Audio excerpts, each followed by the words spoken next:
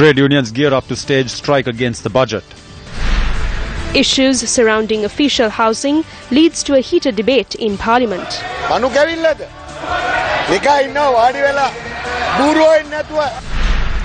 Colombo-based lawyers take note over the steps taken by the Galle court following an incident where a lawyer's phone rang in court.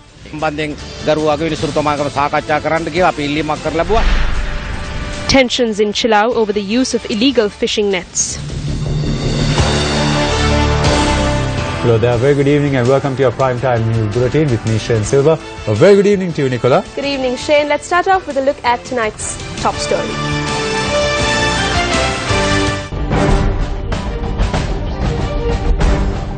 And on the President's diary tonight, President Maithripala Sirisena, who visited Malta to attend the Commonwealth Heads of Government meeting and later travelled to Paris, France to attend the United Nations Conference on Climate Change, returned to the island today. President Maithripala Sirisena attended the 24th edition of the Commonwealth Heads of Government meeting on the 27th of November and delivered a special statement to the Assembly. Afterwards, the President travelled to Paris to attend the United Nations Conference on Climate Change, which took place yesterday with the participation of 150 world leaders. Today is the second day of the United Nations Conference on Climate Change. Parliamentarian, the Venerable Arjuna Ranatungas, who also visited Paris on the sidelines of the conference, convened a special media briefing there. Venerable Arjuna Ranatungas pointed out the importance of using renewable energy and moving away from coal and crude oil as mentioned in the Good Governance Election Manifesto. He added that the President and the government will be vested with a greater responsibility in moving this process forward. Speaking to the media, the Venerable Thero notes that a country like Sri Lanka must take measures to reduce the carbon dioxide emission by moving away from coal and furnace oil and taking note of renewable energy. He added that developing and underdeveloped nations are paying the price of these emissions, and it is the responsibility of the developed nations to encourage the use of renewable energy. This media briefing was only attended by local representatives and local journalists.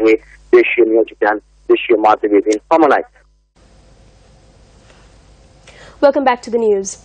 United People's Freedom Alliance parliamentarian Vasudeva Nanayakkara raised a question in Parliament today on official housing, which led to a heated debate in the chamber. A document had been presented bearing the names of the ministers and parliamentarians who failed to return the official residences. My name was also included to the list of names. As an MP, I can claim an official residence. As an MP, I can claim an official residence. We informed the Secretary to provide us with an official residence so we can leave the official residence that we are currently staying at. But we have not received anything as yet. We also informed the Secretary of Public Administration.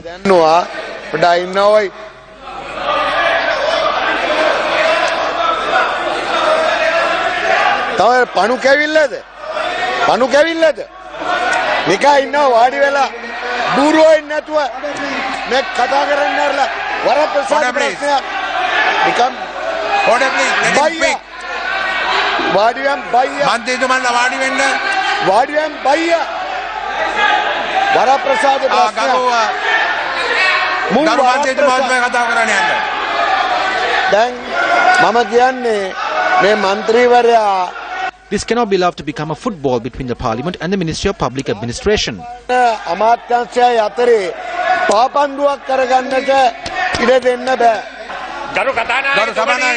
Honourable Speaker, the housing issue of an MP is not a privilege question. This is an opportunity given for MPs and ministers who do not have a residence in Colombo to claim for one. We as ministers have not taken official residence ourselves because we have houses in Colombo. He lives in Colombo. Why is he asking for another house in Colombo? He is the former Minister of National Languages. However, he used unparliamentary language. Remove them. He used words that are not suitable. We MPs live in Madivela. We can come to Madivela. Vacate the official residences of the ministers. The fundamental rights petition filed by Supreme Court Judge Sarath Diabru was taken up at the Supreme Court today. The case was taken up before a three-judge bench comprising of Chief Justice K. Sri Pawan and Justices Priyantha Jayawardena and Anil Gunaratna. In his petition, Sarath Diabru pointed out that the charges levelled against him by the Attorney General's Department are unlawful and therefore requested that the case taken up at the High Court be stayed. The Inspector General of Police, the Attorney General and officers of the Criminal Investigations Department who carried out investigations against the Supreme Court judge were named as respondents in the Fundamental Rights Petition.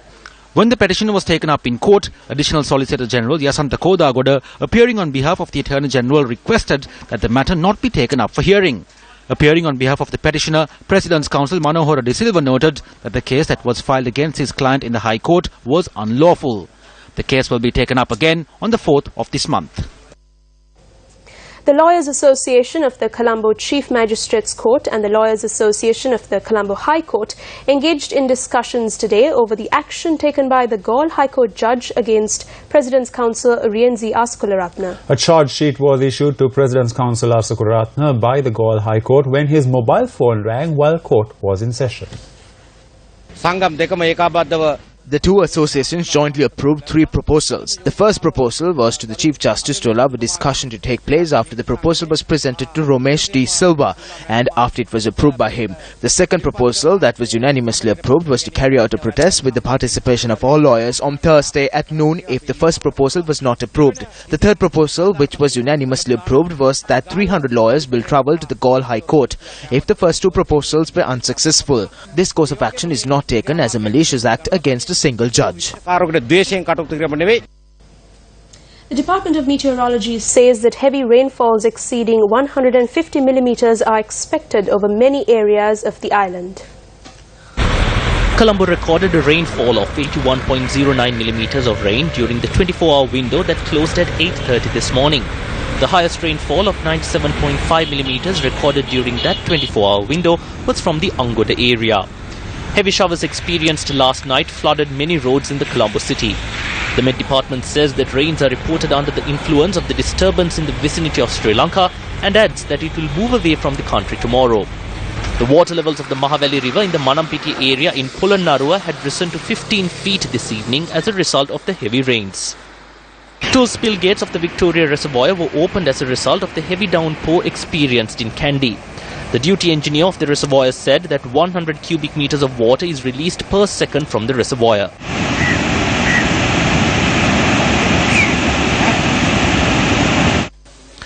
Transportation on the Kandy-Galthanna road came to a standstill following the collapse of an earth embankment.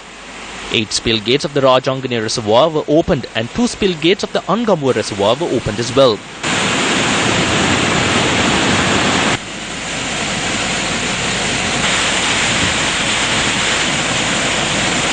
The Eke Kanua area on the Rikiligas Kadavala Udagala road was closed down as a culvert in the area was washed away.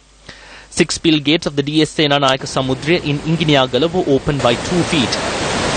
A 45-year-old woman was killed when a car travelling from Nuwara to Mavanalla veered off the Galagediava bend and fell into a 150-foot precipice. 3 others were injured and were admitted to the Gampula Teaching Hospital.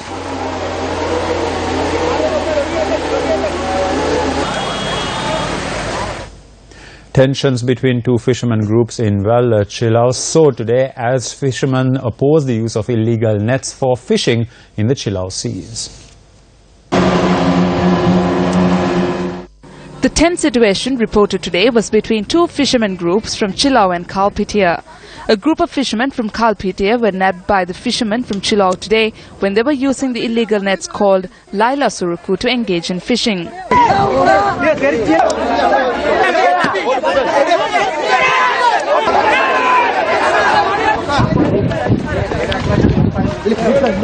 Our correspondent reported that 16 fishermen and 4 fishing vessels were pulled in by the fishermen from Chilao. Later, they were taken to the Chilao Fisheries Harbour and the illegal fishing nets were set on fire by the fishermen from Chilao.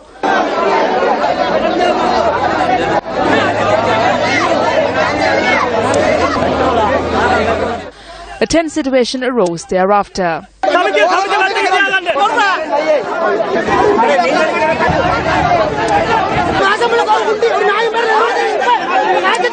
The fishermen from Chilao say that the constant use of these illegal fishing nets have resulted in the loss of marine resources in the area. Our correspondent said that the fishermen who used the illegal fishing nets and equipment accepted that they were at fault. Tensions between the 2 sides went on for almost 4 hours and the situation was controlled with the intervention of the priest from the Valla Catholic Church. ඔයාලගේ ඉතරක් නෙවෙයි බඩ පිරෙන්නේ නේ හැමෝගෙම ඒ නිසා දැන් මේ සමාදානයෙන් මේගොල්ලෝ මේ විදිහට කටයුතු කරද්දී ඕගොල්ලෝ ඒක හොඳට පිළි අරගෙන දවසක මේ විදිහට වැඩ කරන්න. Measures were also taken to secure the safe passage of the detained fishermen from Kalpitia, and they also filed a complaint with the Chilok police over their bitter experience. On our developing story, several trade unions are preparing to go on strike as a mark of protest against the budget. Convening a media briefing, trade union representatives elaborated on the issue that they have to face.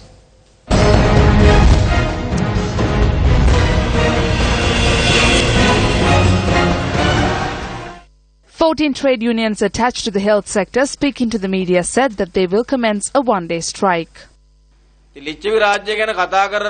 They spoke of the Lichavi administration and now are making arbitrary decisions. We will have to move in for a strike as we have no other alternative. We gave the government time and there is more time to call for a discussion. We have taken a decision to inform all the workplaces that on the 3rd we will commence a strike opposite the respective institutions. On the 15th, the nurses and the profession supplementary to medicine will also commence a token strike. The Joint Committee of Executive Officers in all island services comprising of 17 trade unions of the public service convened a separate media briefing. A vehicle permit can be considered as a very low state of relief. With the loss of pension and many such relief, we fear that less qualified professionals from India will come here through the SEPA agreement and take away what is due to the respected honourable locals and professionals. That is the fear that the public servants have today. We are prepared to face any struggle along with these 16 unions and associations against the curtailment of the public service. If you think that this can be stopped, the idea needs to be cast aside. Come for a discussion with us professionals. By tomorrow afternoon, we will inform you on the date that we will engage in trade union action. Private bus owners also say that they will resort to a strike action. We hope that the price of diesel would reduce by a certain percentage. We hope that the prices of vehicle spare parts would be reduced by a certain percentage. But this government did not reduce any of them. The emission tax has been increased. We call for the emission tax to be reduced. If we do not receive a solution to these issues by midnight on the 14th, we will commence an island-wide one-day strike. School Transport Service Associations of the Southern Province protested against the increase of the emission tax, increase of the vehicle taxes and other harmful aspects of the budget. The Ceylon Bank Employees Union today pointed out that the banking sector of the country would be gravely affected through the budget. It has been clearly noted that leasing will be stopped. Gold jewellery is being placed at state banks and pawned for a very low interest rate. It has been noted for the banking sector to limit their pawning business to a maximum of 5% of their loan portfolios. It has been proposed to impose a charge on a cash withdrawal of over 1 million rupees. If the government does not take measures to make changes, we will commence a number of protests in the coming days. A number of agrarian associations convened a joint media briefing in Tangol today to raise awareness on the curtailed fertilizer subsidy and the reduction of the certified price for paddy. This government is attempting to take away the agriculture and the paddy farming from the farmer. They have formed a mechanism to move into an alternative crops and other cultivations. What we can say is that the 2016 budget of the Government of Good Governance is one that will bring down the agriculture economy of the country. The Hotel Workers' Centre of the Intercompany Trade Union demonstrated opposite the Ministry of Tourism today. They charged that the budget is aimed at taking away the rights that they had been asking for and introducing new labour laws. Prime Minister Ranil Wickremesinghe commented on the amalgamation of the Employees Provident Fund and the Employees Trust Fund, a proposal in the 2016 budget. We have put forward the suggestion to appoint a board of directors to take decisions on these two funds, and that the appointment of the board of directors will be carried out under the approval of the Executive Council. The Governor of the Central Bank and the Secretary to the Treasury or their representatives will be appointed to the board of directors. If there are issues surrounding the decisions made by the board of directors, the Monetary Board will be able to intervene. All these actions will be under the monetary administration of the Parliament. These decisions will be presented to the trade unions. Subsequently, these decisions will be sent to the Parliamentary Select Committee and the Cabinet for approval. A motion of no confidence against the Minister of Finance has been handed over to the Speaker. Article 48(1) of the Constitution is as follows. If the Parliament rejects a statement of the government policy or the appropriation bill, the government and the Cabinet of Ministers shall stand dissolved. That itself is a no-confidence motion. Do we need more no-confidence motions? This clearly shows that the persons who have presented this motion of no confidence have clearly not read the constitution. The global economy is expected to destabilize by 2016 and it will affect Sri Lanka. If the Middle East destabilizes following the operations of the ISIS terrorists, it will affect Sri Lanka. Taking this situation into consideration, we hope to commence talks for a standby program with the IMF to face any emergency situation. We hope for an economic growth of 6.5%. If all our avenues prove to be successful, we can achieve an over 8% growth like Thailand, and by 2032, we can become a high revenue earning nation. Who is opposing this? Who does not favor this?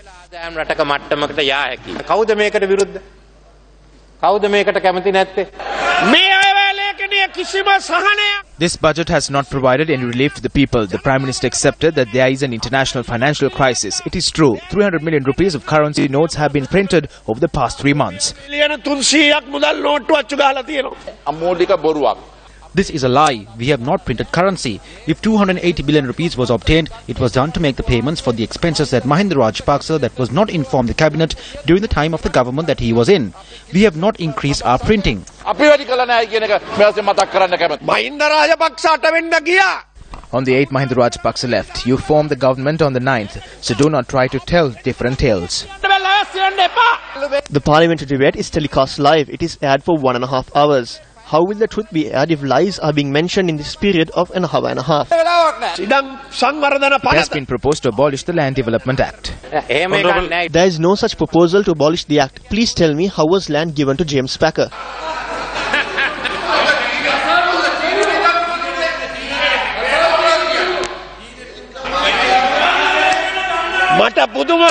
I am surprised. The price of a bundle of beetle is the price given for paddy. When did Ranil Wickremesinghe chew beetle?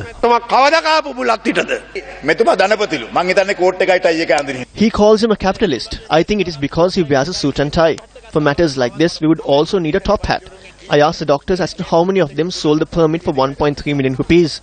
I request you to provide 1 million rupees to the doctors in order to cancel the permit that was given to them.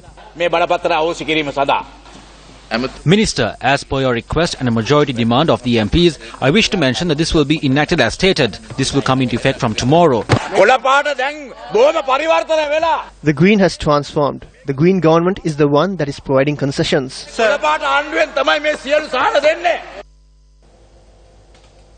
Several other views surrounding the budget were also expressed in Parliament today.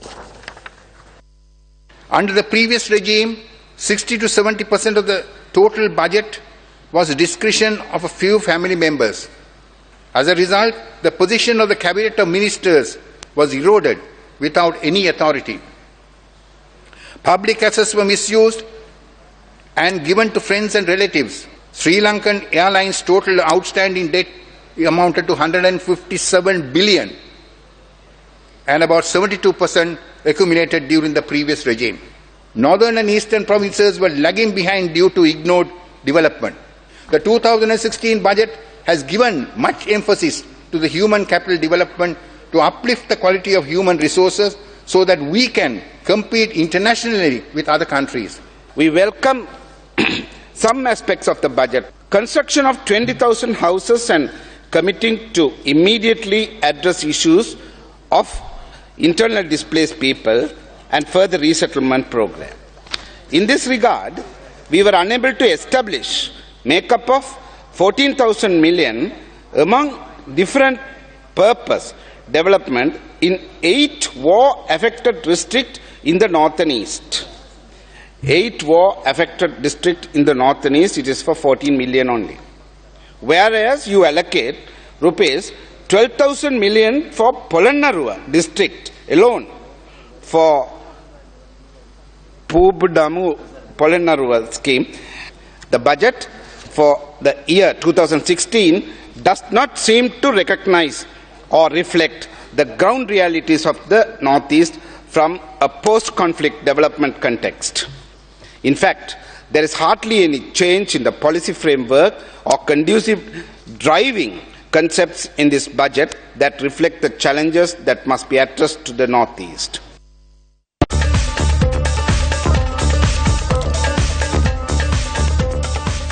Welcome back to the news. The 52nd birthday of Minister of Ports and Shipping Arjuna Ranatungas was celebrated today. A religious event was organised at the Minuwangode Rajamahaviharya today to mark the birthday of Minister Arjuna Ranatungas. Thereafter, a special event was also organised. Prime Minister Ranil Wickremesinghe presided over the event, which also saw the one-year anniversary of the December Revolution being marked.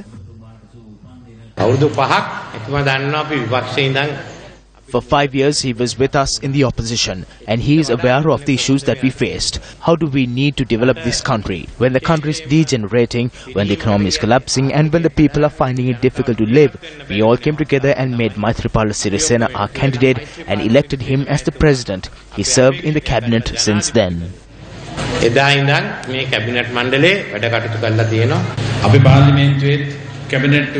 The objective of Parliament and the Cabinet is to focus on how the future of this country needs to be. We were able to bring together the leaders of the Sri Lanka Freedom Party and the United National Party and build a government. Today, all the groups are working to take this nation forward. It must be said, there are some groups that are trying to disturb this process. Do not forget that. Born on the 1st of December 1963, Arjuna Ranatungas, who brought the glory of the World Cup to Sri Lanka, is a product of Ananda College, Colombo. Arjuna Ranatungas, a talented cricketer, is the 1996 Cricket World Cup winning captain. Arjuna Ranatungas, who retired from cricket in 2001, entered active politics from the Sri Lanka Freedom Party and served as the Deputy Minister of Tourism. He also played an exceptional role in ensuring the victory of Maithripala Sirisena at the presidential election and is the current Minister of Ports and Shipping.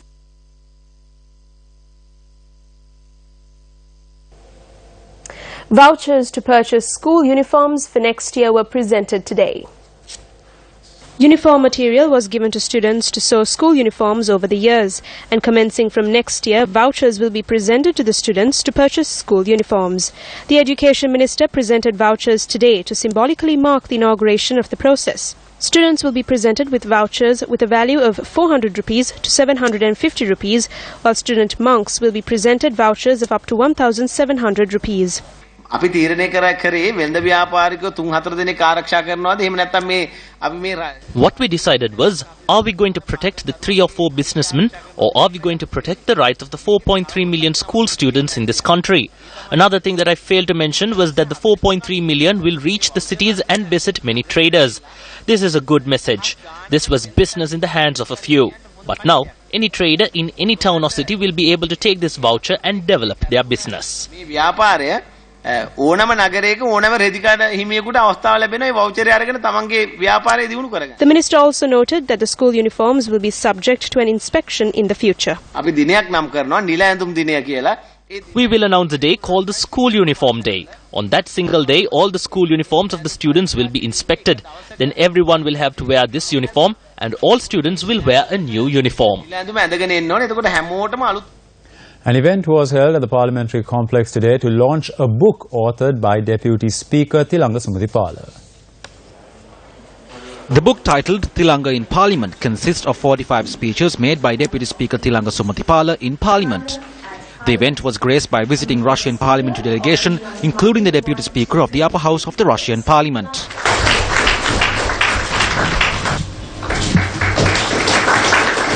Yeah. As the parliament becomes stronger, the members must have facilities to function. We have to provide those facilities for members of parliament. And now we are discussing the possibility of this parliament becoming a constitutional assembly to draft a constitution and then present it back to the parliament for the final enactment, after which it will go before the people. When we walked into the parliament